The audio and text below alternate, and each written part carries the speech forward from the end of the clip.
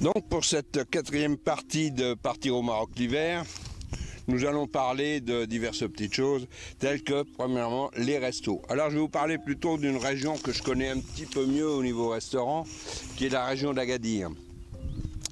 Sur la région d'Agadir, vous avez bien sûr des grands restaurants sur les grandes avenues et proches des grands hôtels. Personnellement, je vous déconseillerais plus ou moins de les éviter. C'est un petit peu des pièges à touristes. Vous payez un couscous qui n'est pas meilleur qu'ailleurs, mais environ 3 fois le prix des autres restos.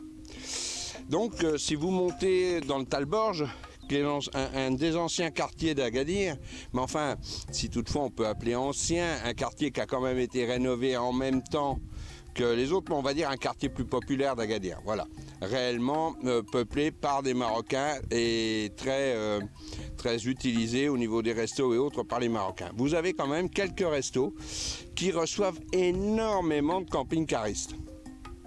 Sur le Talborge, vous avez un resto où, perso, nous, on va assez régulièrement, les 1001 nuits.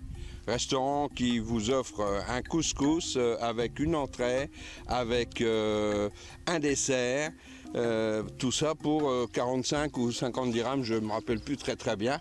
Avec une bouteille d'eau, les cafés, vous avez pour 120 dirhams à 2 personnes un excellent couscous.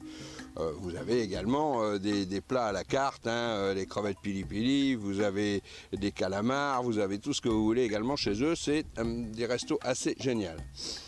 Alors ensuite, un autre resto à Agadir, il y en a à Agadir, mais il y en a aussi à Inesgan, c'est le Petit Pêcheur. Alors là, le Petit Pêcheur, on monte d'un cran, mais cependant, c'est pas très cher quand même. Et ils vous font également une paella. Eh oui, je sais bien, on est au Maroc, mais quand même, une paella avec de la langouste pour 200 dirhams pour 2 personnes. Vous avez vraiment de la langouste. Vous avez les grosses crevettes roses, mais c'est pas des crevettes, c'est...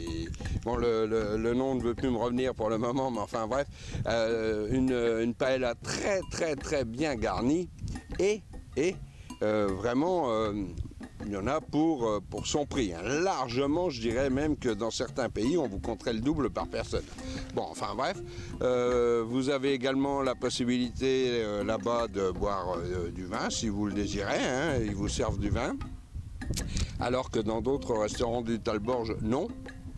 Et vous ne pouvez pas amener votre bouteille aussi bien dans les restos où on vous sert du vin, ce qui me paraît d'ailleurs normal, que dans les restos où on ne vous en sert pas, parce que si on vous en sert pas, c'est parce qu'ils ne veulent pas d'alcool. Vous avez aussi alors Sidi Bibi. Sidi Bibi, c'est à on va dire 25-30 km d'Agadir.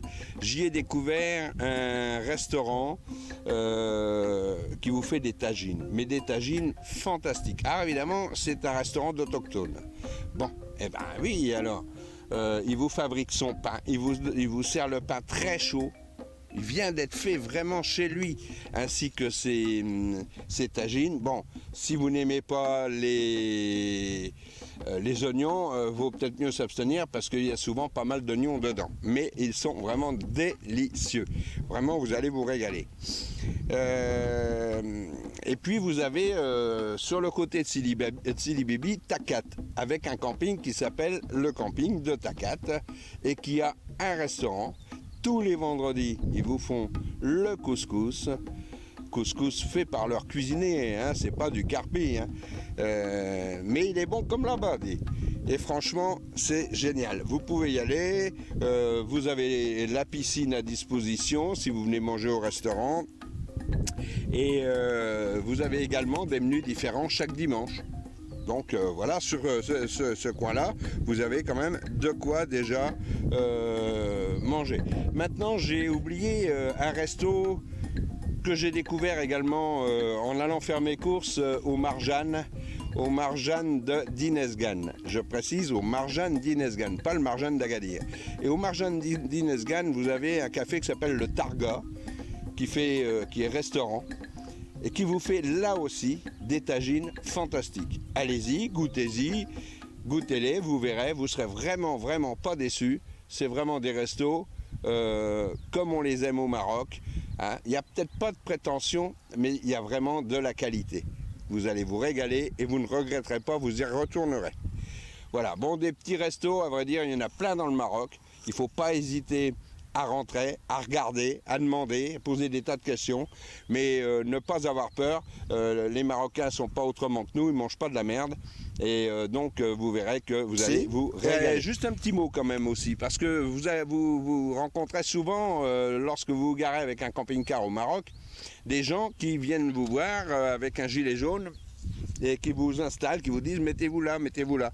Oui, ce sont des gardiens de parking. Alors, il y a encore quelques années, rien n'était officiel. Maintenant, tout a été officialisé par le roi. Et par exemple, pour un 2 roues, vous donnez 2 dirhams. Pour une voiture, un camping-car, vous donnez 5 dirhams. Sauf si vous dormez la nuit sur certains parkings, là bien sûr c'est pas le même prix. Mais si vous laissez votre camping-car la journée et qu'on vient vous voir, pour recevoir la paye, je dirais en gros, eh bien c'est 5 dirhams pour un camping-car. Voilà, parce que bon, bien sûr, nos amis marocains manquent cruellement d'argent et certains essaient de s'en faire un petit peu à bon compte. Vous leur dites, ça a été tarifé par le roi, un camping-car, c'est 5 dirhams. Croyez-moi, ils n'appelleront pas la police. Voilà, je vous souhaite une bonne journée et à bientôt dans une autre vidéo.